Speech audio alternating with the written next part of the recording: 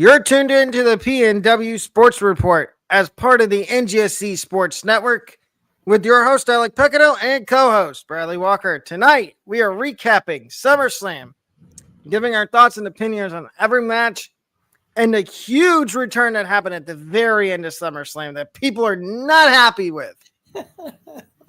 And much more. Let's get started with a heck of a SummerSlam that it was.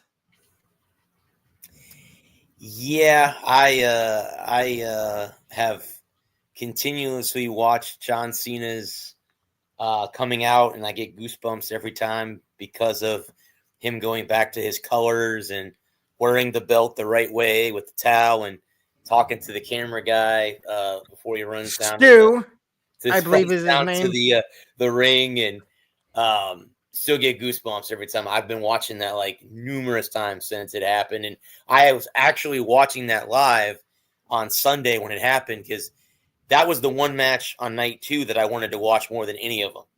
And I was like, okay, I want to be in here. I had ordered pizza and I got it before it all started on night 2. So I was like, and I'm like, okay, so here Cody comes out. What I liked about Cody's thing is I always have a soft place in my heart for Cody because my mom's favorite wrestler was Dusty. She loved Dusty. I'm going to say this. I loved his entrance. Yeah. The whole motivational quote right, that his dad said. And there was I watched a clip, but on either YouTube Shorts or TikTok, and somebody posted in a comment, they said, how do you think Dusty would feel knowing that his son is the face of the WWE right now? How would Dusty feel? And also, too, how emotional would it have been if Dusty was still here when Cody won the championship at WrestleMania? I don't know if there'd have been a better moment. Well, and you know what? I want to say something, and I know he's in AEW, but speedy recovery to Dustin Rhodes. Oh, he get hurt. What happened? I didn't hear about that. He has to have something with, I think he said either his shoulder or he's been having really bad pain. He just won the TNT championship. He lost it to Kyle Fletcher. Did he really at their last PLE? Okay. No, on Collision. Oh, okay. Oh, no, I mean, he won the title at their last PLE and then he lost it on Collision. Okay. But our wishes go out to Dustin Rhodes. Yeah. Get healthy soon. Hopefully one day you can come back to WWE. In my opinion, the door is always open for Dustin Rhodes to come back. And that was always a great match when him and Cody had it in AEW. You can go back and watch that where they were both beaten and bloody. And Cody saying, He says, I don't need a tag team partner. I need my brother. Mm-hmm. I need my brother. I got chills from that. No, that's one of those tearing moments right there. You're like, how do you hold the tears back when you know what those two meant to each other? Yeah. But anyway, let's start with the SummerSlam recap. Start with night 1. So what I did, Bud, is I went through the 6 matches and I graded them. And I'll tell you why I graded them the way I did. If that's okay with you, I'll give you my opinion. I'll do the same thing. Okay, so you give your grade, I'll give mine. The first match was Reigns, Uso, Braun Breaker, and Bronson Reed. I gave this match a B, and I know people are going to be like, well, the best part of it, in my opinion, was Jay's entrance. Like, how cool was that he came through the crowd at the stadium, and he gets down, if you listen, because I think there was a hot mic, he goes, I'm effing tired. He got down to the row. He goes, I'm effing tired. There's no match yet. He hasn't even gotten the ring yet. But no, it was a good match. I think this is a match that I think will continue. We'll see more out of these 4.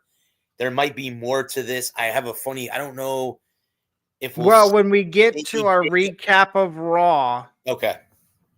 Something like that. Okay. Roman was involved in one of the segments on Raw. We're not going to spoil it because we're going to talk about Raw later. But I also give this a B+. Okay.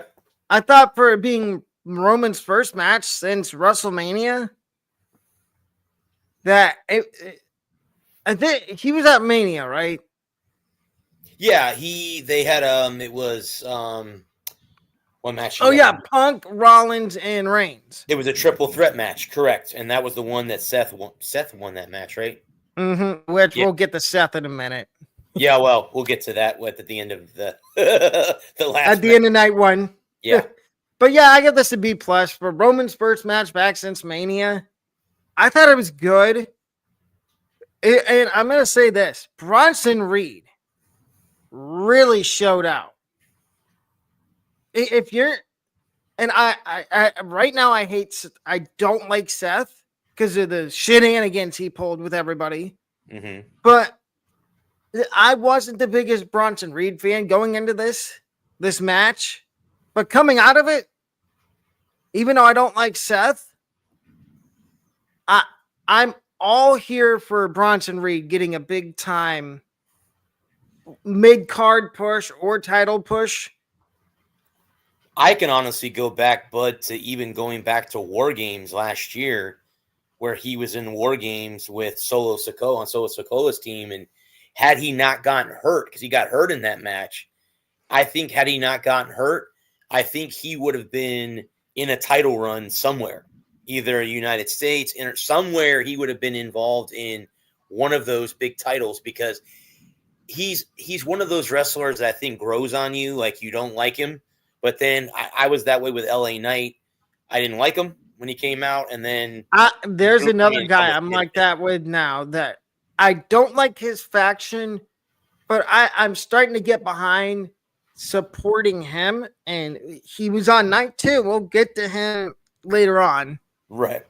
The next match, Bud, was Flair, Bliss, Rodriguez, and Perez. This was for the WWE Women's. I gave this a C. I got to watch the replay of this match. And the reason why, I know Alexa Bliss accidentally hit Charlotte. Charlotte could have retaliated. Instead, they didn't. She didn't. And then Bliss hit Sister Abigail. I know they had a rematch. I think there was a rematch on Raw, which we'll get to later on. But just to see, it wasn't a great match. But I'm happy that WWE stuck these two together, because to me, they're complete opposites of each other. I mean, I'm going to say this. It's cinema, and it's also hilarious. Yes, I agree. I also give it a C because I thought Liv Morgan was going to come back in this match and cost Roxanne and Raquel the titles. Right. Maybe they're saving it for down the road. Could be. That's a possibility on them waiting for bringing her back at the right time. Could be in the future. Yeah. The next one was Zayn and Karrion Kross. I gave this a B. Near the end of the match, I think Kross tried to hand him a pipe, and Sami Zayn threw it away. Scarlett did, and Sammy threw it away. You know what? I give this a B too. Sammy was this close to. Kross wanted him to. Yeah, I think Karrion wanted him to hit him with the pipe, so Karrion could tell him, "Look, I was right." Well, and now everybody's saying that, oh, Karrion's gonna get released. I think they're doing the same dynamic they did with R-Truth. I think they're working everybody because he has a new book that WWE is promoting. And why would you at least release somebody when you're promoting their book? True, I like Sami Zayn's finishing move. The Hula kick is a great move, so I was happy to see him use that to beat Karrion Kross. But that was a B for me, Bud. That match was a B. The next one was, I think, the lowest grade I gave any match at SummerSlam at all. And that was Stratton and Cargill, and I gave it a D. And here's why. Jade Cargill is, I watch Stevie Richards on YouTube. I like to watch his channel, and because he's used to being the WWE. He's been through most of the wrestling factions or, whatever companies. And she was supposed to be, they've given Jade a lot of chances to be more than what she is.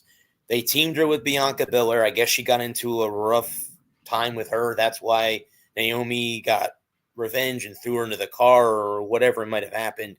She's supposed to be like the female version of Goldberg, where you know how you just set it up for her to dominate everybody, but it just hasn't happened. And I have a funny feeling they're going to send her to NXT. That's where I think they're going to send her now.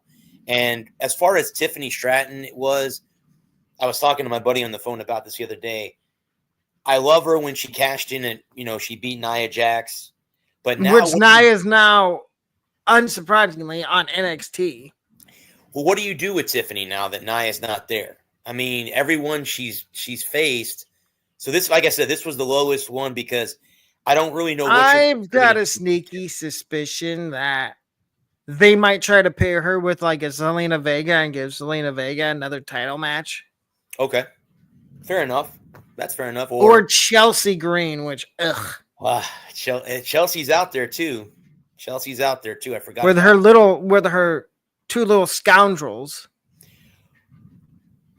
Or maybe Bailey. Somebody's got at her. Yeah, she was involved. We'll get to Bailey in a minute. She was involved tonight too. So yeah, I gave it a D, but I don't know what you gave the. I same here. Jade should have won, but I know they don't want to take the title off of Tiffany yet. I have something deep down tells me that they're going to take the title off of Stratton and give it to somebody like maybe Roxanne Perez once they break up the Judgment Day, whenever that is. Or Liv Morgan. Or maybe Liv. Well, there's rumors out there when Liv comes back, they might try to put her in a tag team again with maybe Rhea or somebody else. Wow, that would be interesting if they put it with Rhea Ripley. They don't want. They had some very interesting matches earlier in the year. Yeah. Oh yeah, that'd be interesting. Yeah, that was the lowest rating I gave a match all of SummerSlam. Yeah, me too. I thought that was the match that. The next one was McIntyre, Logan Paul, Joey Roll, and Randy Orton. I gave it a B. I got to give Joey Roll a lot of credit. He lost a ton of weight. I mean, he lost a ton of weight to get in the ring and be able to wrestle. And I will have I'm going to say, I give this a B minus. Jelly Roll, for a guy that's never wrestled, he held his own. That's why I gave it a B, but he and it was cool to see him beat the crap out of Logan Paul. So I'm going to leave that in. Yes. But no, it was cool. And I think didn't Randy hit the RKO, and I think pinned Logan Paul or pinned Drew McIntyre. I don't remember how the match ended. I forget how it ended. But I'm going to say this. Drew didn't deserve to be in that match. Him and Logan are both whiners. And Logan's an outsider. So Logan has no room to say that, Jelly Roll shouldn't be allowed to be in here. He's an outsider. Last time I checked, Logan, before you got into the wrestling business, weren't you and you still are, celebrity. A podcaster? Yep. Celebrity, yep. The Impulsive Podcast, which I watched the other day.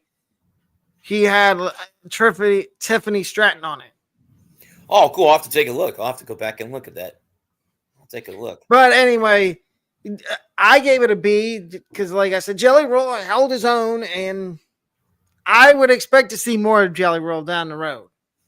Me too. And no offense to him, but he's a lot better than Travis Scott. I'm just going to leave it at that. Yes, he is. Absolutely. Sorry, Travis Scott. CM Punk and Gunther, it's an A. I think that was the best match of the night. It was. Unfortunately, it didn't end it ended the way that we all hoped it would. With Punk winning. We got the Ruse bamboozled here, by Seth Rollins, which... Well, let me say this. Who called it on your show? You did. Well, you had messaged me, Bud, shortly after he got hurt. I think you were the one that messaged me either on our private talk or on the group chat. And I think you mentioned to me, what do you want to bet that this is not real? The injury's not real. And I'm like, it didn't look like it was fake because of the way that they were. But again, they could have got him halfway up the ramp. Okay, let's cut the cameras, and then he can walk up, and no one even knew. Or they took him all the way to the back so that nobody in the crowd could see him. And then, oh, okay, he's fine, and just play the ruse that he destroyed his knee, and come to find out he didn't. This is the second time that I can Alex strikes again. I can remember him ruining a great match, because I remember the match at WrestleMania between Roman Reigns and Brock Lesnar. That match was one of the matches of the century, and he had to stick his nose in it and destroyed that match. Because you know why? Because he has a vendetta against Roman. I think he has a vendetta against CM Punk, too. I don't think he likes either one of them. So, no. yeah. And so, I think his quote was, as long as I have breath, CM Punk will never be world champion.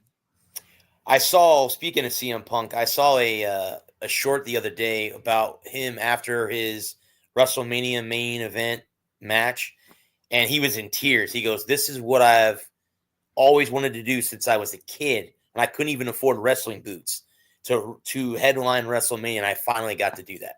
He was in tears. I mean, tears are rolling out of his eyes. So he was so happy that he got a chance to headline WrestleMania. So, but anyway, I hope he gets an opportunity to come back. I hope. Well, when we talk about Raw, he played a part in the main event. Okay. Fair enough. And so did Roman. Good. Well, hopefully they got some revenge on Seth and company. So night 2 started off with the triple threat match for the women's championship. I gave this a B. I think all 3 of them did a great job. I think a lot of people want to see Rhea the champion because in all reality, she's the face of the division. I think a lot of people love her. A lot of guys think she's attractive. I'm one of them. I think Rhea is very attractive. A dark one, but I think she's one of the. I do too. Sorry, Buddy Matthews. There's a lot of people that you want to come beat me up? Go ahead. But I think, and I still think that Io Sky is still on fire. I really honestly believe that she's still going to be in the thick of title things. Oh, I think her and Rhea are. I also gave this a B. Okay. Yeah, I mean, and nothing against Naomi either. She's a good champion. It was kind of cool to see her dad. You know what? I'm going to say this. When she first turned heel, I didn't like it. But now I'm starting to kind of get behind it. Funny. Like somebody else we're going to talk about on night 2. Mm-hmm. That I think Bradley knows who I'm referring to. He's got his MFTs. Yeah. That's 2 matches away, but yes. The next one was I had two A pluses on night 2. This was my first one. That tag team match, the TLC match, reminded me a lot of the old Edge and Christian, Dudley Boys, Hardy Boys TLC matches back in the day when they each had their own, like the Dudleys had the tables, the Hardys had the ladders, the Edge and Christian had the chairs. But this match, if you missed it, I mean, I got to watch it. I missed the first match. I didn't get a chance to watch it because I was waiting for my pizza to get here. But the second match was this match here, and I give it an A+2. Yeah, out of the park. It went out of the park, and they interviewed Gargano, Ciampa, and what's Johnny Gargano's wife? Candice LeRae. They interviewed them after WrestleMania was over. She went through a ladder. I'm not sure that's what he was planning on doing with her. I mean, and since it was him and Ciampa that pushed the ladder that she fell into, but yeah, I don't think that she said, Ciampa said, and I quote, "You almost bleep a woman." Yeah. Yeah, when I saw and then the rest of the interview was Ciampa just saying, Doc. I saw it on the replay. I could not stop laughing. Yeah. She wrong place, wrong time situation for her. And Now, ask you something. mhm. So the Street Profits, they were a baby face team. Correct. We saw them on SmackDown last week.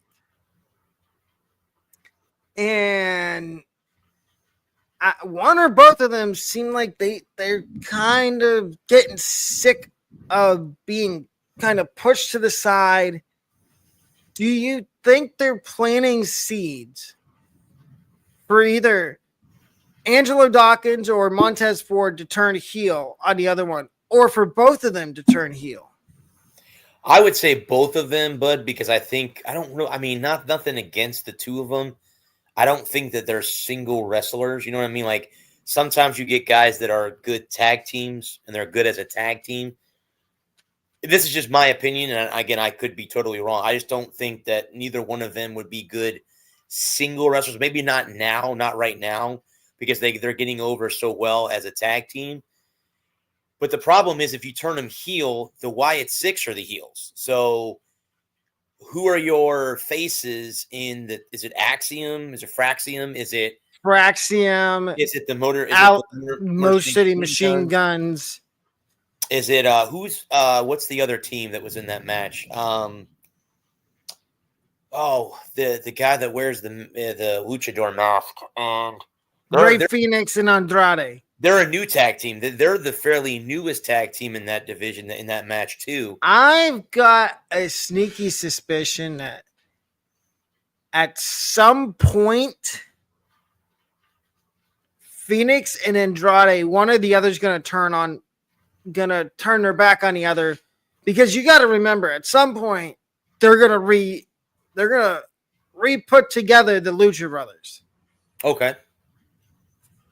Which, when we get to Raw, we'll talk about the whole El Grande Americano. Yeah. But that was my second highest ranking match of the night. We'll get to the other one is at the end, and I'm not gonna go there. So many goosebumps and tears. The next one was for the Intercontinental Championship with Lynch and Valkyria. This is where Bayley got involved. Yeah, I gave this one a B. To see Lyra get zip cuffed and get out of that and get choked, zip tied, get choked by Becky with a chain, and still somehow come out of that with almost winning if it wasn't for Bayley. Yeah, I think it was pretty cool. I mean, obviously Becky did some very interesting words to a Hall of Famer on Raw, which we'll get to in a few minutes. Yeah. But hit home. Really, really interesting how she did that. But yeah, I thought it was I would say B+. Okay. I thought it was good. I think they're setting up Lyra versus Bayley because, like we'll talk about on Raw, they had a little run-in. Not going to spoil it because we'll talk about it on the Raw recap. Yeah, I see what you're. And the next match, but is the one you were just talking about earlier. Now, I gave this one a Sokolo versus Jacob Fatu, and I'm going to say this right now. I wouldn't want to be in a steel cage with either one of those two. Number one, I don't think I want to be in a steel cage, especially with Jacob Fatu. Yeah, not with Jacob. Not with Jacob. Especially what I saw after the match when he did the moonsault off the cage. That was the best part of the match, was him off after the match was over. Him and Jimmy, I mean, clearing house, but I sneakily think they're gonna make those two a tag team. Well, here's my thought process. You have Roman and Jay. You have Jimmy and Jacob. So do you see them possibly teaming up to face Solo and his crew, his MFTs? I would keep Roman for the time being because I know Roman's away right now because he's filming Street Fighter, and they said he's not going to be back till I think it was August 18th. Okay. The Raw. So, but we'll get on Raw. People are saying, "Oh, they're setting up for War Games which is in November, and this is how they do it every year with what we're going to get to on Raw in a little bit. I also give this an A. And as much as I hate to say it, I don't like the MFTs, but this Solo Sikoa starting to kind of grow on me. Yeah, he's actually, and the funny thing is, I watched a TikTok with him where they interviewed him about different things, and Solo seems like a pretty down to earth type of guy. I mean, maybe he doesn't sound like that in the ring, but outside the ring, he looks like he's a pretty down to earth type of guy. But yeah, I mean, he deserves to be the champ. He's done his time. He's put his time in. He was, Roman's lackey, bodyguard for a long time, and so he's earned that. And I mean, I don't know, but like I said, as I said a minute ago, I used to hate Solo when he first started heel, and I'm like, dude, you're not funny. But now, like I said, it's growing on me, and I can get behind Solo being champion. He's hilarious. Do you see, Bud, any chance of maybe Fatu going for a title as far as going after Seth or Cody in the future? Do you see them setting up Jacob? I could see Seth versus Jacob. Ooh, there you go. Okay. I like that. After Braun, because I don't really, and we'll talk about this with Raw, but I'm going to hint at it. They might be planting seeds for two people to turn their backs on each other. Not going to spoil it till we get to Raw, but the second to last match of the night was for the Intercontinental Championship, Mysterio versus Styles. This is a D. The ending was BS in my mind. I'm not going to swear. It was. But BS. Dominic just finds any way to lollygag his way to a win. Supposedly, Bud, they were doing some kind of tribute to the Mysterio Eddie Guerrero match where he was up for adoption. If you remember that match from... Oh, yeah, the double... Yeah, so they were doing some kind of... And Eddie Guerrero, I bet you if he was alive, would have been pissed if he saw that type of match. I mean, Eddie was a technical wrestler. We all know that from getting a chance to watch him. You know what? I give this an F. I give it a D, but you can give it. That's fine. I mean, would you consider this match, Bud, worse than Tiffany and Jade Cargill, or would you put Jade Cargill, or would you put them in the same category? No, this was worse. Okay, because Styles had him in the calf crusher. Yeah, and they showed right before the match where Dominic, or right before that spot happened, where Dominic unzipped his shoe. Yeah. Because he knew that was what was going to happen. Yeah. Yep, I agree.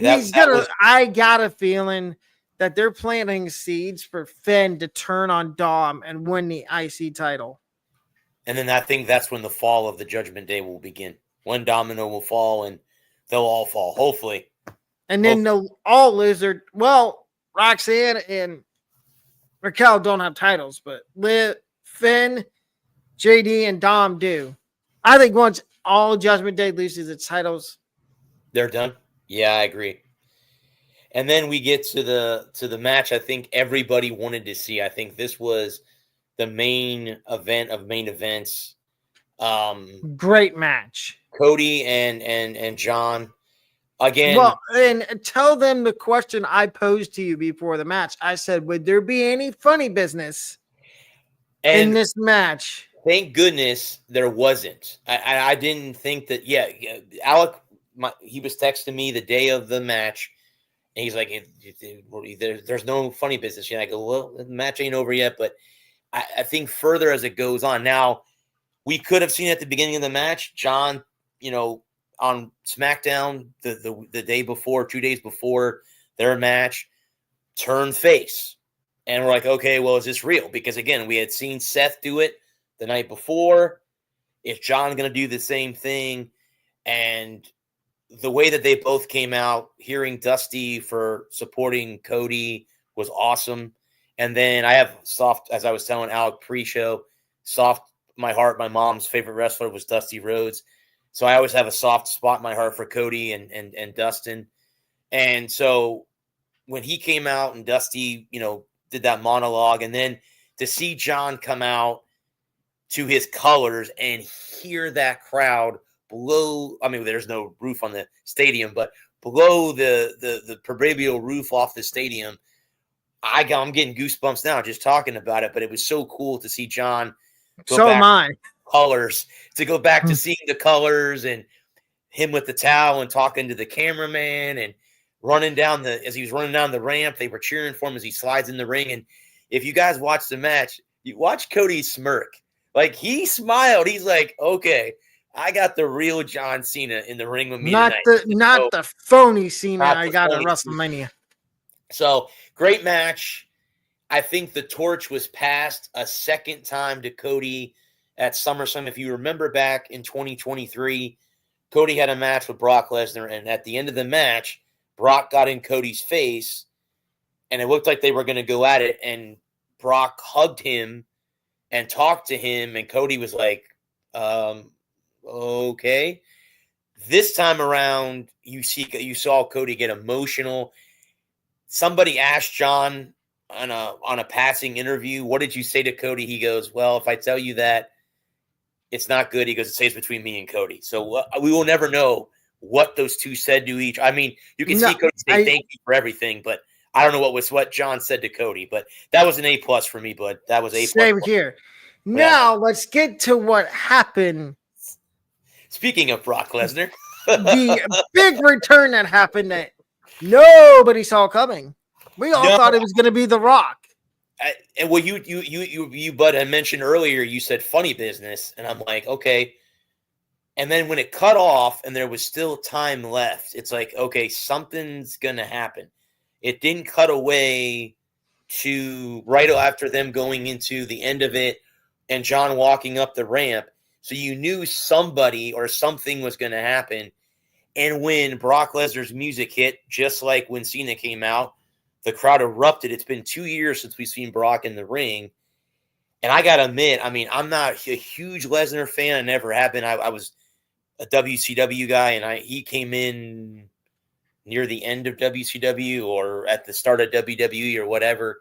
But anyway, but it was cool to see him with his ponytail and his hat. I know he's a farmer in Canada and in the Dakotas where he's from.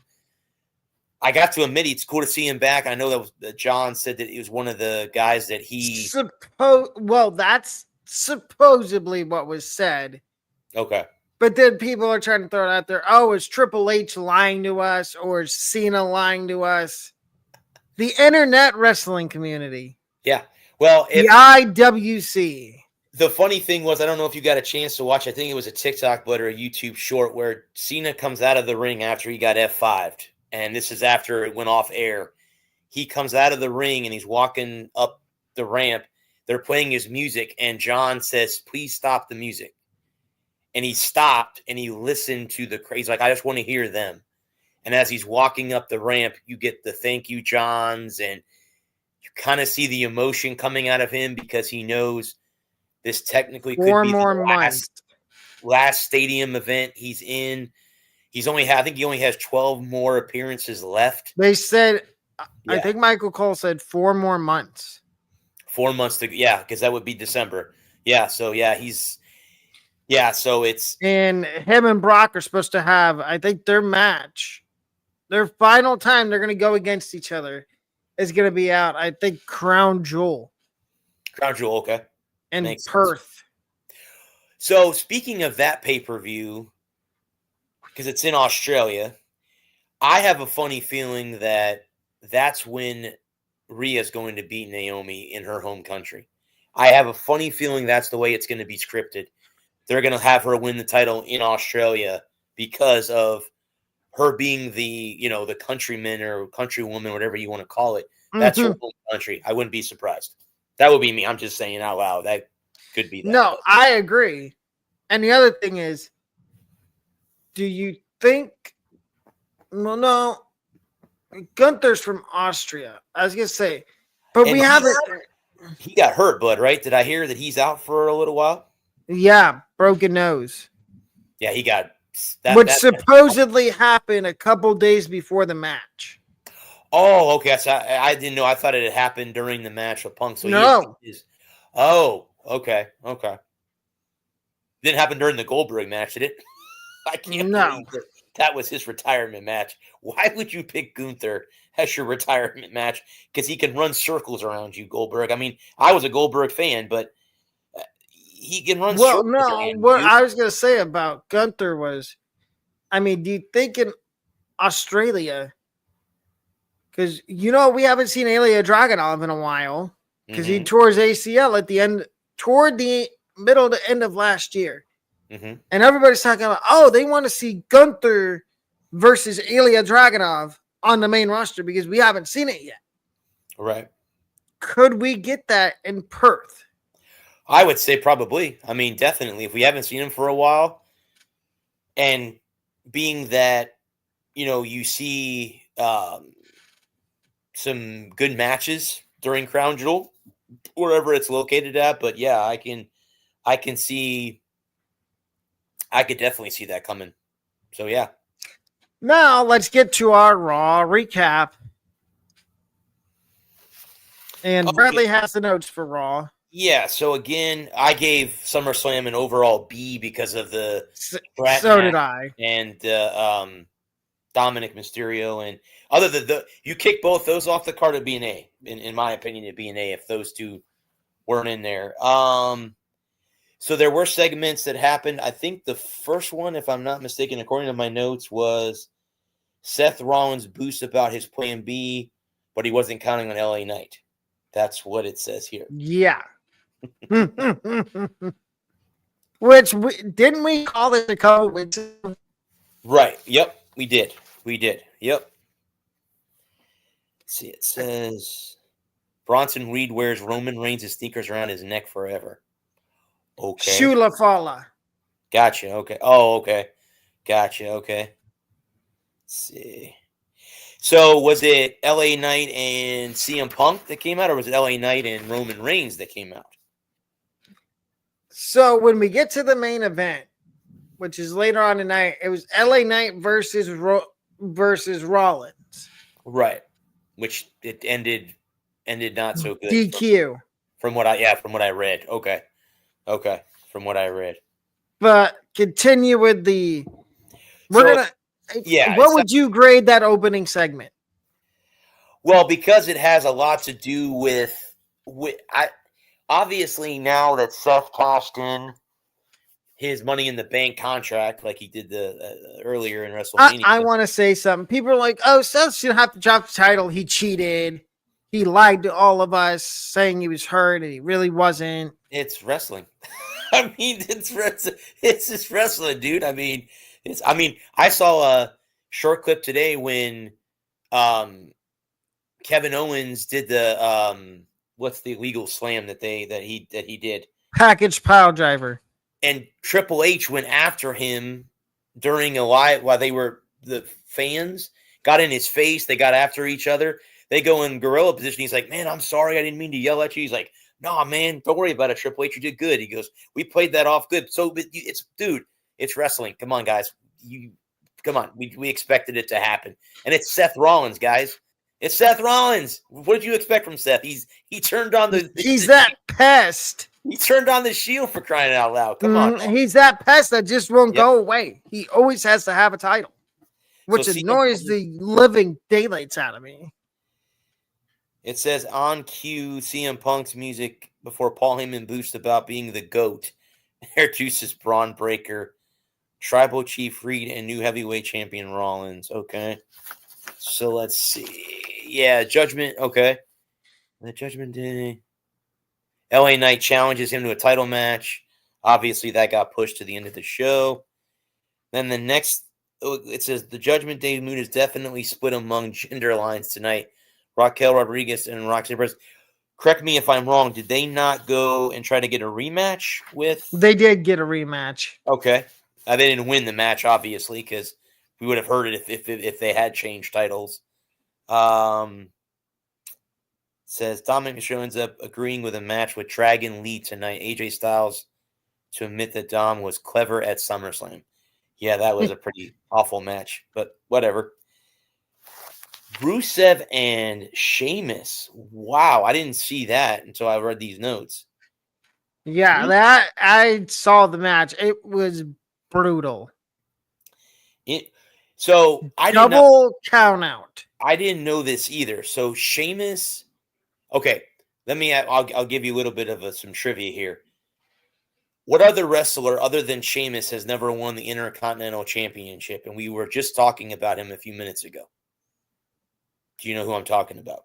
AJ Styles. He's won, but I'm not talking about AJ Styles.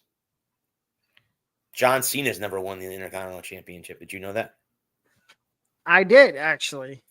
So I have a funny feeling, Bud, down the road, you might see him going after that belt before he retires. I'm just throwing that out there. Before it's all said and done, he might leave the company with that belt instead of the championship belt. And maybe not. Maybe he leaves with the championship belt like he wants to. So well, and he said it's not to ruin wrestling. Yeah, it's to yeah. It's because he's gonna miss all of us. Here's what I think is going to happen. He won't take the belt from Cody. He'll take the belt from Seth.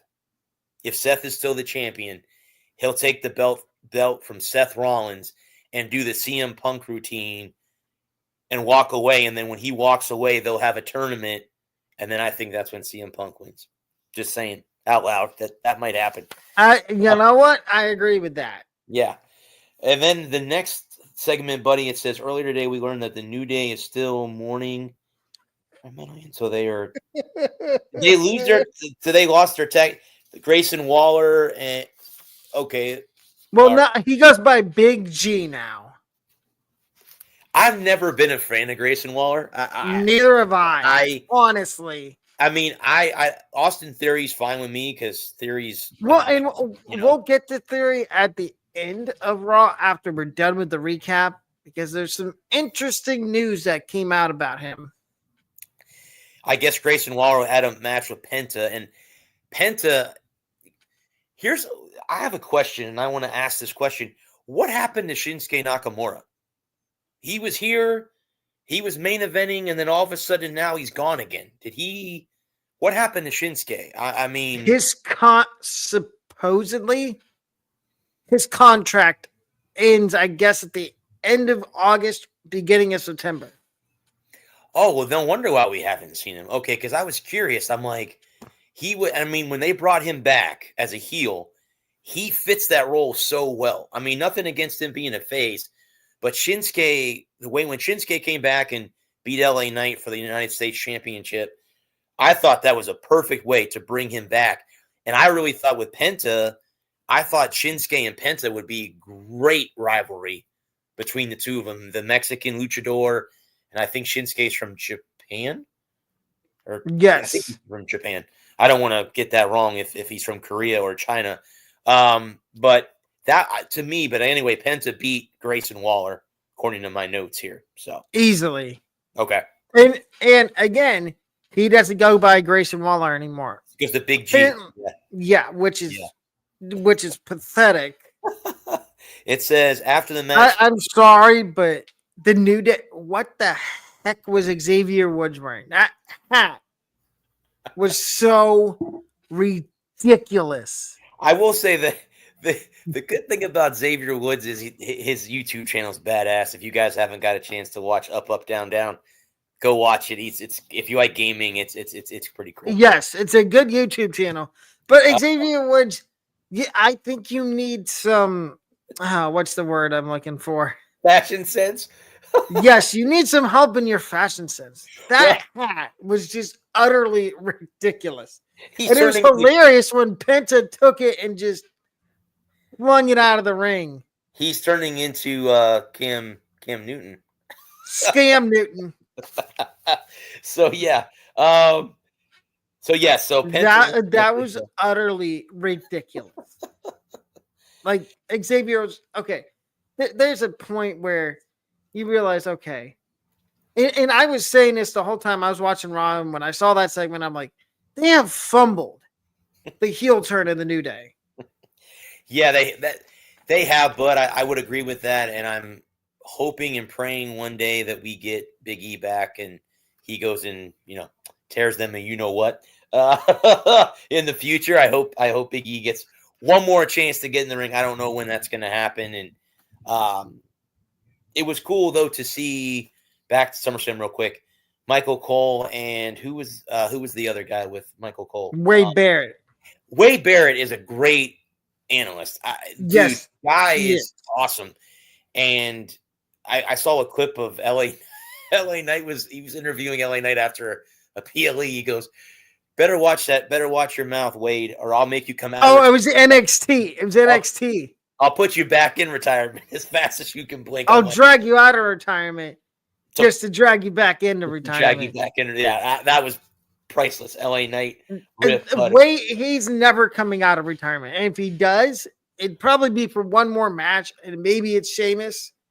I would say Rusev. Yeah, I was gonna say it would be somebody like that because Wade got hurt, right? Is that the reason why he's not back? Yes. It's just like Triple H. Triple H can't wrestle anymore either because of some injury that Triple H suffered or something along those lines. So, before we get back to Raw, I'm getting tired of these people saying, Vince is going to be coming back to run creative again, or The Rock is going to run Triple H out of being director of creative. I don't see that happening. And I know The Rock is a board member on TNA or TSA or whatever the TKO. Thank you. I know he's a board member, but why would you run Triple H out of it when it's gotten? It's just the internet wrestling community because they're mad they don't get everything they want. Well, come on, again, that's how life is, guys. I mean, if we got everything we wanted, you don't always get everything you want. Yeah, it doesn't happen like that. So, yeah, I mean, I know The Rock and Triple H were, pretty good rivals. I was always a Rock fan. I was never a fan of Triple H in the ring, but as he's gotten out of the ring, I am on board with him because I like how he carries himself. I like how he pushes people that Vince would not push. And he's the perfect person in that role of creative, being in gorilla position is perfect for him. And I've even tuned into Steph's podcast. I wasn't a huge big Stephanie McMahon. Steph does a great job on that podcast too. I think she was interviewing John Cena the other day, but great. They're both great. They weren't great in the ring, but now that they've gone out of the ring, they're both good in my book. The next match was the one, Bud, with the Judgment Day and Bliss and Flair. They're not going to take the belts off of Bliss and Flair. No, I was like, if you're going to take the belts off of them that quick, what was the point? I was going to say, then why don't you just let Perez and Rodriguez win at SummerSlam, and then the next PLE you have them lose to them. But again, if we talked earlier, we were talking about our recap. Flair and Bliss are on two different ways. I don't know. I think they're kind of starting to become friends. Yeah, it's because I think now I don't think so much of this about Bliss, but I do about Flair. I think Charlotte's at that end of the line or mid-card type wrestler right now at the moment since she's come back. Bliss, on the other hand, could be one that they could throw into Naomi or Tiffany. One of the two in the future, you could see that happening. But right now, the two of them fit well together. I guess they call them the odd couple, but they fit well together. And the fact that they kind of support each other, and I have to admit, rest in peace, Bray Wyatt. It's kind of cool that his move is still being used. Sister Abigail is still being used by Alexa Bliss. And the figure 8, I mean, I know that's kind of a rip-off of her dad's move, but that's still cool. I mean, the figure 8's still cool. I mean, for her, it is. Her dad's favorite move, the figure 4. And then it says, Io Sky has a convo with the Kabuki Warriors, is interrupted by Rhea Ripley. Why is that not a shocker? No. Okay. So do you see? And then Bailey tries. I saw the Valkyria Bailey thing about how they're not good for each other. They don't want to be friends. I think that's So leading to a match down the line. I was gonna say the same thing, but if you thought that maybe there was a seed being planted where one of them goes after Becky, and I have a funny feeling it's going to be Bailey. Bailey's going to win off, take it from Becky if Nikki doesn't do it. And then I think that's when Valkyria will get another shot at winning the Intercontinental Champion, which was the OG. She was the original winner of that belt to start with. So I could see that in the future. But yeah, I saw the Bailey and Valkyria conversation. It was a short clip on YouTube. But yeah, there's something going on with those three. If it's not Nikki Bella and Bailey, it's going to be, Nikki Bella and Becky. Well, Lyra can't challenge anymore for the title as long as Becky has it. Well, that's what I mean. So if you have Bailey win, she can then go after Bailey for the belt again. But that could be down the road too, where it might be Becky and Nikki, and then Bailey and Lyra battling each other for a little while. Maybe next to till Crown Jewel. I think that's the next one. I think that's the next BLE. I think is Crown Jewel in Perth At the end of the month. Oh, okay. There you go. Okay, there you go. The next segment, Bud, was Dragon Lee versus Dominic Mysterio. Dominic won. Oh, this is where you're talking about El Grande Americano, right? Is that where you wanted to go with this one? Okay. You had 3. 1, 2, Yeah. 3. You had, well, obviously, I think we know who the first one is. It's obvious it's Ludwig Kaiser. 2 is, like we said the last time we did this, 2 is probably Pete Dunne. And then the third one is Tyler Bate. And I've heard people say, oh, they're going to create like a little faction or group. And apparently they're going to have the first El Grande Americano, which is Ludwig Kaiser, supposedly win the AAA Mega Championship. Oh, okay. Okay. At Triple Mania, where he's going against Dragon Lee and Dominic Mysterio and El Hijo del Vikingo. Okay. Dominic doesn't need to have 2 belts. No, I know. I think he's lucky he still has the Intercontinental Championship, in my opinion. But that's a different story. But then it says backstage that Jackie Redmond congratulated Sami Zayn on proving Karrion Kross wrong. Says he explains, saying he needs to be the world champion, but it's important to do it right. But poor Sami Zayn gets involved with the Rusev Sheamus fight, ending in a right hand. They're gonna have a match next week. Rusev and Sami. Sami Zayn. Okay. Sami, I love you, man, but you're asking for trouble. Yeah, no, I can say this. Now the next segment was probably my favorite of the night, and Becky dug deep. Becky went deep. Becky went deep. Yes, she did. If you guys haven't seen the YouTube clip, I suggest you sit back. You might want to eat some popcorn because it is box office between those material two fighting, both taking jabs at each other. Obviously, Nikki going after Becky for Seth giving us the ruse of him being hurt. Well, what Becky said is what Nikki said. Becky, you lied to us just like your husband did. Mm-hmm. But at least your husband, I forget what she said. At least your husband, something where, like I said, they Becky pulled out, and I'll give it away. But Becky goes, stop talking about my handsome husband or hot husband. We're the best power couple in WWE. That could have been you, but wait. And that ticked off Nikki.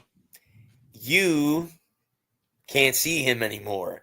And the crowd, if you remember, I mean, the crowd obviously, said, "Holy, you know what?" And yeah, it was interesting.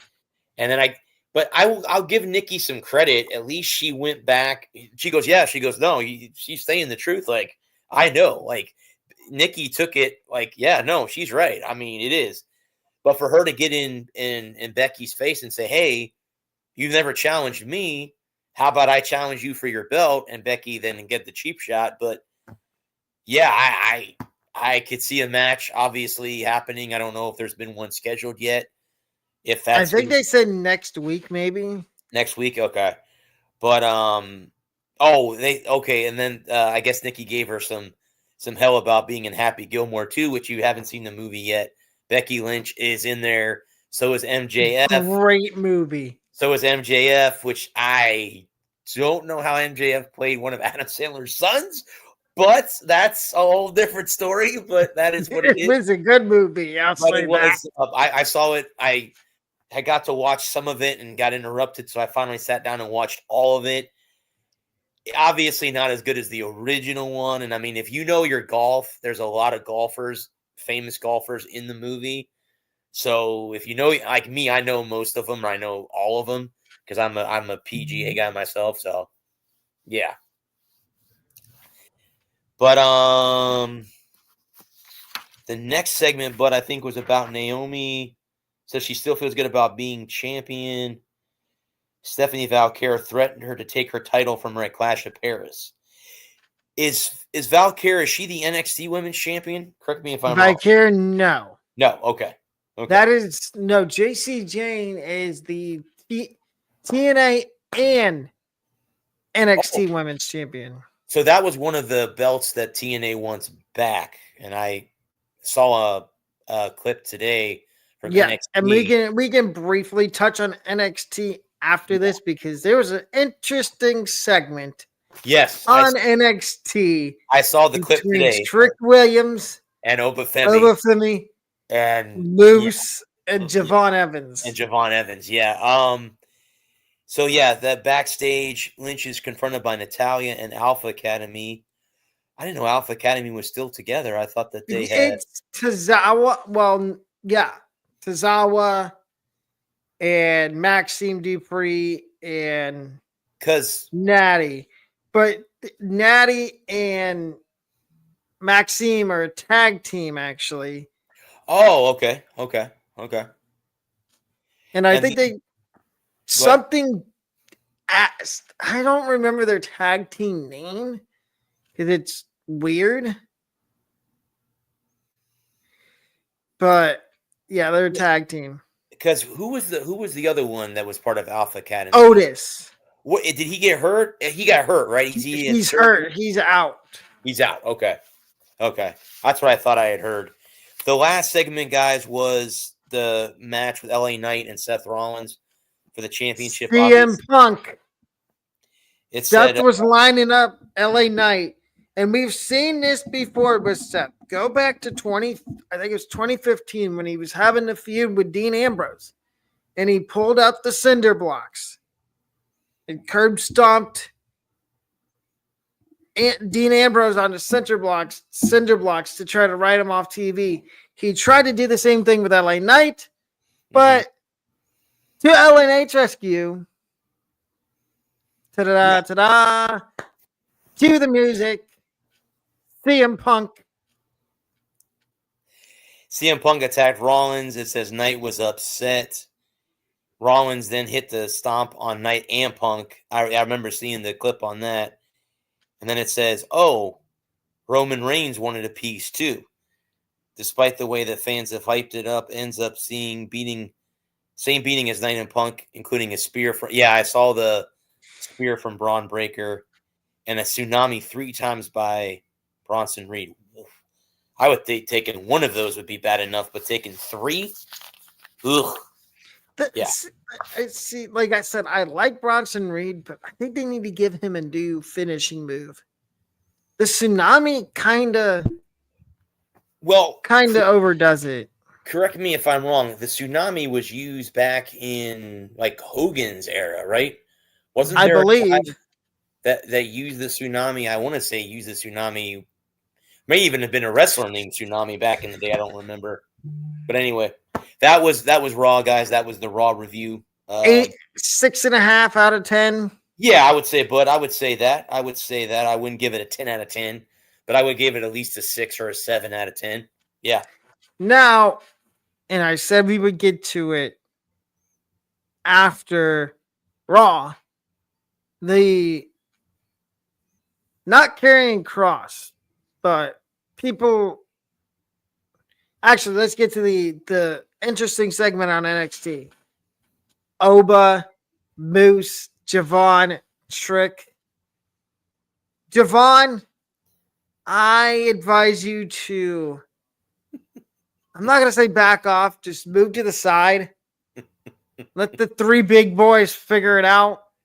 I was going to say, well, Oba Femi, he hit hard too. He's like, yeah, he goes, so Trick, you're supposed to be the face of both things. He goes, that's funny because I'm wearing the belt and, you've never beat me. So how can you be the face of NXT when you've never beat me and I'm the champ? So, yeah. But, yeah, the Javon Evans thing is like, Javon, what are you doing out here? Like, Moose, I understand because Moose is in TNA and Trick he's in the system in TNA, which is correct. Is a faction within TNA. And Moose, he lost the X Division Championship in TNA to an up-and-coming kid. Leon Slater, who was taken under the wings of the Hardy Boys, which they're the tag team champions. And if you guys did not hear at SummerSlam, the Dudleys and Hardys are going one more time in a match. So that match is coming up. I think the next PLE for TNA, they're going to have that match. So TNA Emergence. Get ready for the. Well, and then you know what? There was another interesting segment on NXT with. Should I even say his name? You could say his name. We're all hoping one of these days. And here's the match that I would love to see before John Cena is done. There were dream matches for him. You gotta have him face Joe Hendry. You have to. Before it's all said and done, you gotta have him and Joe go have a match. It has to happen. Whether Joe's the heel or whatever, it has to happen. I don't think you can make Joe Hendry a heel. No, you really can't. He's like John Cena. You can't. But no, what the segment I'm talking about is, I think it's Ren Sinclair and Charlie Dempsey were backstage talking, and she says the whole thing where say his name, and she starts clapping, and he comes out of a refrigerator. Joe's in the fridge. He's like smiling, like, oh, I'm here. I'm still here. So it's been since he lost his title to Trick. It's been interesting to see. I want to say, correct me if I'm wrong. I thought that I saw him. He's a tag team champion on some independent circuit with somebody else, but he's in a tag. No, team. You're right. He is. Okay. But and then you had Chelsea Green show up on NXT as well. I saw that too. With even Page, as Santino likes to call him. Was Santino in NXT too, right? Didn't he have a match? Yes, he had a match. Not this past week, but the previous one, and he lost. I still love how he walks out when he comes out of the tunnel. That freaky walk that he does to the ring. He's great on TNA. If you guys don't watch TNA wrestling, he's the head of something. Director of Authority. He's great. He plays that role so well. He books the right matches when you need them. Even when he was on NXT for those 2 weeks. I just can't get over him kind of rehashing the whole thing he had with John Cena. You got a bad mouth, John Cena. Yeah. He's just like R-Truth. he's a fan favorite guy that you have to keep around to draw tickets, sales, because he's worth it. He's worth just going to see. And Example, NXT and his whole little mini feud he had with Ethan Page. who Ethan Page, did you say but earlier won a title? Did you tell me? He retained against Retained against him. yeah. Again. Okay. Yeah. Because is there what 3 TNA titles that are being held by NXT wrestlers, right? Yes. Okay. And North American title is not one of them. It's the NXT title, the TNA title, TNA Women's Championship, which is held by JC Jane. And I think they want that one back too. Yeah, I think they want all 3 back. I don't know. I think Moose will probably beat Trick. I have a funny feeling that that's going to happen. Moose will be the new champion in TNA. Oh, and the other thing I heard is people are saying, "Oh, Cena's final match is going to be against an up and comer like Carmelo Hayes." I saw that the other day. I saw someone say that it'll be somebody to push somebody like Kurt Angle did to him when he faced Kurt. I can see open challenge. I can't see it being Carmelo Hayes. I could see it being Joe Henry. He's already had an open. He had an open match against Randy Orton at WrestleMania. Open challenge match against Randy. There's 3 people I could see it being. One, and this probably make the most sense, Braun Breaker. Okay. 2, still kind of reasonably makes sense. Cena versus an up and comer, like maybe Trick Williams when he comes up. Okay. Or Oba. Or Obathemi, yeah. Yeah. Or, for old time's sake, you bring back Dolph Ziggler. Do you know what match I would love to see John end on? And I know it's going to be difficult because he's in AEW, is Edge. Edge. That's what I was going to say. Well, it's supposedly Edge's contract ends soon. And I think maybe he's got 1 or 2 more stories in AEW. One of them's got to be with Christian, obviously. Yeah, since Christian Cage had his faction turn on him. Well, and you know what? I watched AEW for a little bit last night. Cope has a match with Stokely Hathaway next week. Well, he's going after a tag team, but he can't touch FTR. them. FTR, okay, that's right. But he talked to Tony Khan, and guess what the caveat is? If FTR interferes in the match, or Stokely gets DQ'd, the protective order they have against Adam Copeland is gone. Well, let's hope Cope wins, and let's hope they don't come down, because that would be great, because I know he wants to get his hands on those 2 guys. The other story I'm loving now on AEW is the Darby Allin with going against the Death Riders. Really? By himself? For the moment.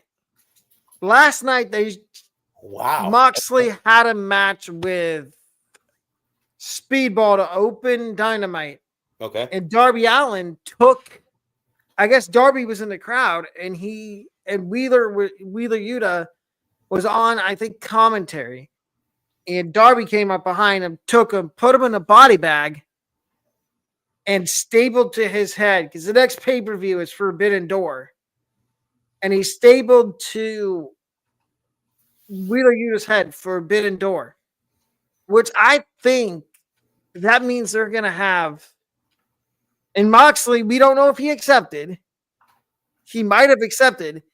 But I would suppose they're planting the seeds for Darby versus Moxley. Well, Darby Allin reminds me a lot of Sting during the NXT in NWO, where Sting was always around no matter what you did. Because I grew up being a WCW guy. Sting was always around the NWO. And I think Darby Allin has kind of taken on that role in AEW as, okay, I'm going to be in the crowd. I'm going to be in the rafters. I'm going to come down. And when Sting was still in AEW before he finally totally hung it up, I think he was under Sting's wing. And I really think he was that Darby was hurt for a while. And I think he got hurt by Moxley. Bucks. Was it the Young Bucks that hurt him or Moxley? Somebody hurt him. That's the other thing I'm loving right now is the whole gimmick they're doing with the Young Bucks. They're treating them like jobbers. Yeah, I read an article about them or watched a comment about them. They're not liking that too much. No, sorry. I haven't watched AEW in a while. Is Adam Page still the champ? He won it. Yes, Hanger's still the champ. But you know who wants the title match? MJF. Mm-hmm. Yeah, not surprising since he got kicked out of the Hurt Syndicate. I saw that they gave him the thumbs down. So and then he had a run-in with MVP last night. Did MVP gave him the thumbs down, right? I thought MVP basically said, "Look, Max, we've had enough. It's not all about you. Our main goal is to hurt people." And they're the tag team champions. I mean, and I've watched Maven, who was the guy that won the thing with WWE. I forget the name of the TV show that he was on, but he talks about how great Shelton Benjamin is.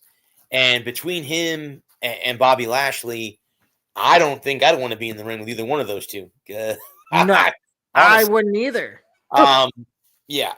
Well, first of all, why would they ever think that MJF wouldn't want to be all about himself? He's always been that way. He's always been about. Yeah, just ask. Ask Jericho. Jericho tried to put him in his faction. Yeah, he's always been that way. That didn't work. Then he had Wardlow and Sean Spears. Ask Sean Spears how that worked. That didn't work. Same. Wardlow's been gone for a long time. Yep.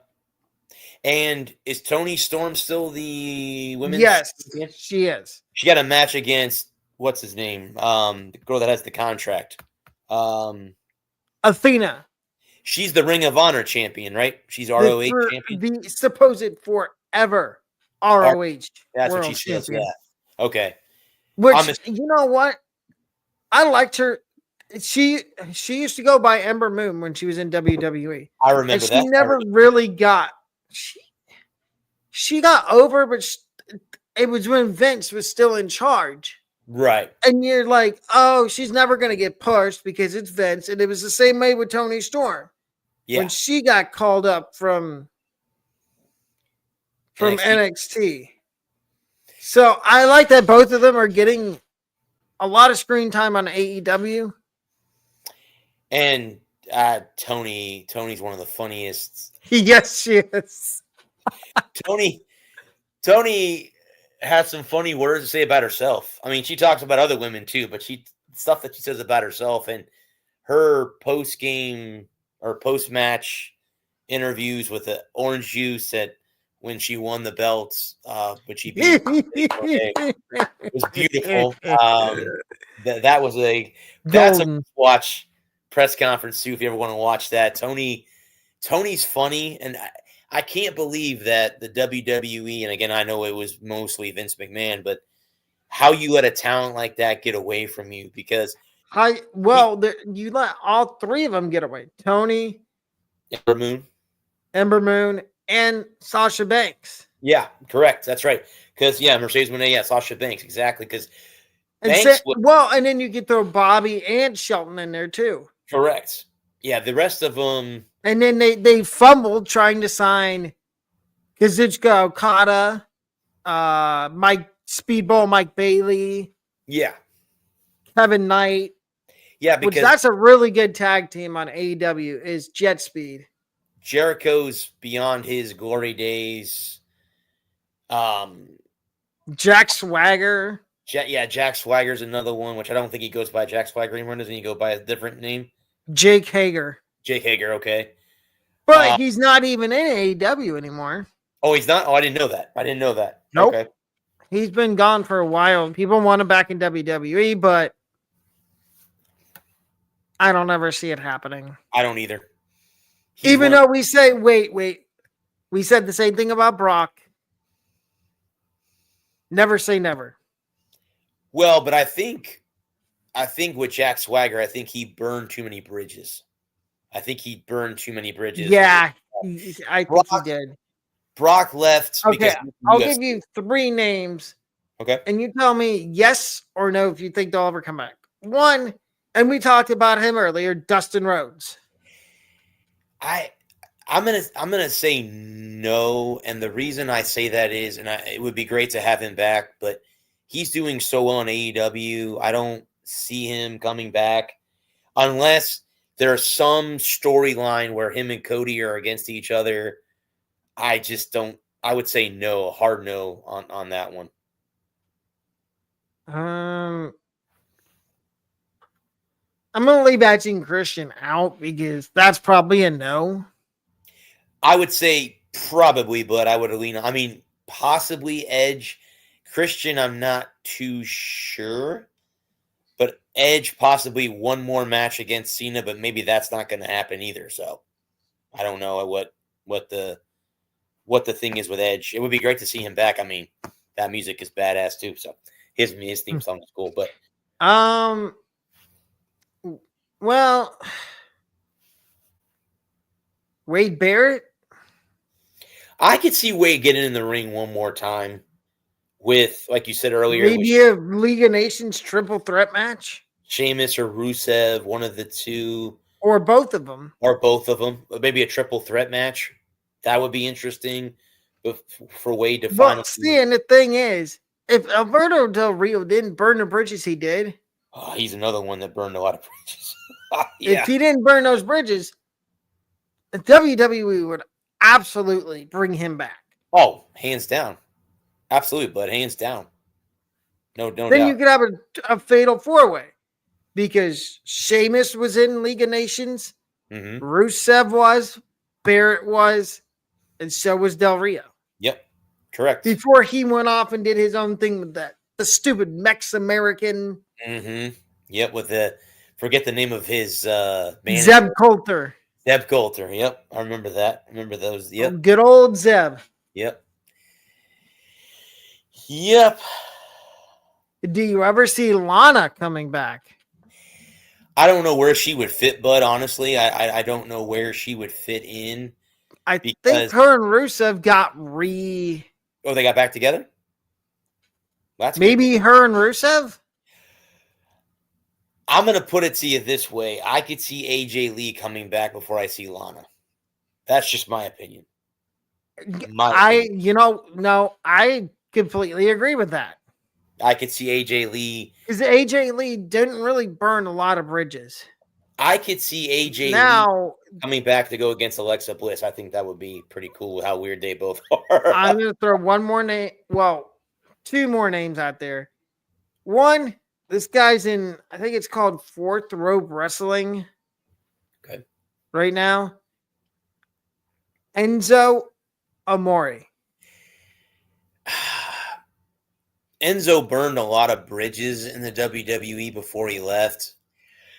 That's a hard one, but I'm not sure. But again, I guess if you get back in graces with Triple H, there's a possibility. And again, and Triple H wasn't in charge of creative though when he went through his times. I remember there was a bunch of, I guess, people he made upset in the locker room, and so that was the whole Vince regime. Yeah, I would say that's a 50-50 shot, Bud, with him coming back. What about Big Bill, which he went by Big Cass? Well, if they bring Enzo back, I think you got to bring him back as a tag team. If you're going to bring him back. They were one of the, I'm not going to say best, but they were very good comedical tag team. I agree when they were a tag team. Especially Enzo being the one to talk. The old-fashioned microphone. Yeah, I remember that. Yep. And to wrap up the show, give me a couple matches or feuds you see going down within the next 6 months. Becky and Nikki. That's definitely going to happen. Bailey and Valkyria. It's her first. Lyra. Lyra Valkyria. I could see that happening. Fatu and Jimmy versus Solo and Paula Tonga. Either that or who's Solo's right hand guy? JC Mateo. I would say JC Mateo. Which he's not even Samoan. No, he's not, which is weird. He's the only non-Samoan in that crew. Those match that I could see. Could you see a debut happening? Because doesn't Fatu have a brother? Yep, Zilla. I saw a photo of those two the other day online. So yeah, I could possibly see Fatu's brother coming in with Jimmy, them having a 3, Solo having JC and Tamatanga, the big tall guy. Tonga. I could see those 3 possibly being a 3-on-3, possibly a War Games type of match, maybe. Well, a 6-man. But yeah, I have some of the same feuds too. And I'm going to actually add one. Seth versus Roman. I think we're heading towards that down the road. Maybe Mania. That would be, now that might be like a Cena Rhodes type match. You might see box office type stuff in that match because those two don't like each other. And I'm not saying that Cody and John, they're good friends. Obviously, John passed the torch to Cody, but those two really don't like each other. So yes, I agree. I could definitely see that happening. Could you see, and I know he's in AEW, and we just talked about him. Could you see Moxley? Ooh, come back. Yeah, as John Moxley, not as Dean Ambrose. Not as Dean Ambrose. Because I think the Dean Ambrose character is gone. No, I'd agree with you, but on that one, it's dead, buried, and put to the wayside. That's a tough one. But yeah, it wasn't, and the thing is, what people don't realize is the heel run that Ambrose was supposed to do. Triple H wasn't the one booking. That was Vince. Yeah. And Vince, I think, was just trying to get rid of him. Yeah, and again, he, according to what I've read and what I've been told, that he burned a lot of bridges too when he left WWE. So, but again, don't say no because there's a lot of people that we've said, oh, CM Punk will never come back. Yep, CM Punk, Brock Lesnar will never come back. He's back. So you had who am I thinking of now? The guy with the red beard, big guy. Eric Rowan. Braun Strowman was never supposed to come back. Well, it's cool to see Eric Rowan back. Let me just say, I know he's in the Wyatt 6, but that's cool to see him back. It was cool to see him in that tag. I wouldn't want to get in a fight with him. No, and God rest his soul. His tag team partner, Luke Harper. Brody Lee. Rest in peace, Brody Lee.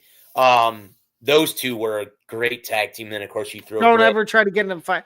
If there was a wrestler I wanted to meet, it would have been Bray, Harper, and Rowan. Well, and Bray is from Florida, so that would have been kind of cool to meet Bray Wyatt. He's from Jacksonville, so it would have been kind of cool to meet him. That would have been one of those guys. Yeah, but yeah, rest in peace to Brody Lee and Bray. Well, and ladies and gentlemen, again, we are part of the NGSC Sports Network, NGSC.com. I know I've been slacking on saying that. I'm going to get back to starting to say it at the beginning and the end. No worries. But tell everybody about your show, Bradley, which is in less than an hour. Yeah, we're about 56 minutes, 55 minutes away from it. But yeah, we're going to go. We got some topics to talk about, but we're probably going to talk about SummerSlam. I could probably tell you we're probably going to talk for about over an hour because we've got 2 other guys that will give their opinion, and Adam has his opinion on things. So it's a year. I mean, he had a very, very flamboyant saying in our group chat a while after SummerSlam. But guys, we don't cuss on here, but on my show, we are allowed to drop that word a couple times. I don't like to use that word very often on podcasting because YouTube doesn't like it and it's not very well used. And I'm not Joe Rogan. I don't have 2 million subscribers to my YouTube channel where I can get away with that kind of stuff. But we're going to talk about SummerSlam, talk about the NFL, NCAA as we get closer. I believe this weekend is week 1 of the preseason. So the football is back right around the corner. Actually, in a couple weeks, I'll be calling my first high school football game. This will be my 3rd year calling high school football. So I got that coming up, and USF is in a couple weeks. So, yeah, the ball is starting to roll in the right direction. But, yeah, come join us at 8 o'clock. Alec will be on with us. And like I said, we'll be reviewing a lot of things. So see you guys all at 8 o'clock. And again, ladies and gentlemen, next Thursday, the show will be on TikTok, not over here on YouTube. It'll be on TikTok. I'm looking forward to that. I am too. First time we've done the show over there. Mm-hmm. Maybe we're trying. It's a test run, ladies and gentlemen. Maybe it works. And maybe every once in a while we do it. Mm-hmm. But, this has been the best podcasting duo in sports podcasting. Bradley and Alec, we are signing off. We will see everybody on the Walker Report at 8 o'clock. And then everybody for the PAW Sports Report next Thursday. Please remember to like and subscribe to the channel if you enjoyed the video. We are signing off. Good night, everybody.